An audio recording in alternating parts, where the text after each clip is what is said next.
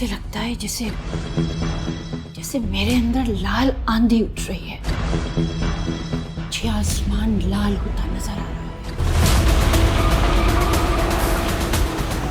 जितना बुरा तुम मेरे साथ करते जाओगे ना, उतना बुरा वक्त तुम्हारा आता जाएगा। मुझे जाना होगा। फिरोज साहब, अब भी समझ नहीं आई कि तुम्हारा खेल खत्म हो चुका है।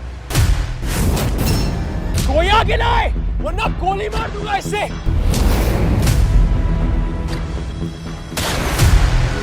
सिकंदर!